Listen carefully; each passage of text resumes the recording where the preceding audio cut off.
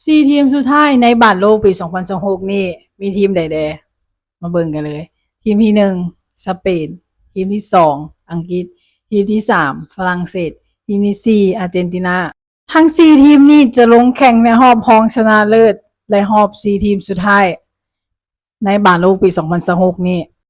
ระหว่าง4ทีมนี้ถ้าทีมใดที่ชนะทั้ง2คู่จะผ่านเข้าสู่รอบชิงชนะเลิศเพื่อที่จะไปชิงแชมป์บาสโลกในปี2026นี่ส่วนทีมที่ผู้แพ้จะไปแข่งขันกันในรอบชิงอันดับ3ในบาสโลกปี2026นี่เอาทุกคนคิดเห็นแล้วใดคอมเมนต์กันเข้ามาคิดว่าปีนี้ไผสิได้แชมป์บาสโลกหรือแชมป์เก่าอย่างอาร์เจนตินาเฮาสิคว้าแชมป์บาสโลกในปี2026นี่ไปอิหยังก็เกิดขึ้นได้ในบาสโลกปี2026นี่แฟนคิดเห็นแล้วใดคอมเมนต์กันเข้ามาหรือผู้ใดมักและเชียร์ทีมใดก็คอมเมนต์กันเข้ามาได้ให้ทุกคนลองทายเบิ่งว่าบาสโลกเฮาปีนี้ไผสิได้แชมป์3คนแรกที่เม้นมาแล้วทายถูกว่าแชมป์บาสโลกเฮาปีนี้เป็นทีมใดรับไปเลย1ใบแดงไทย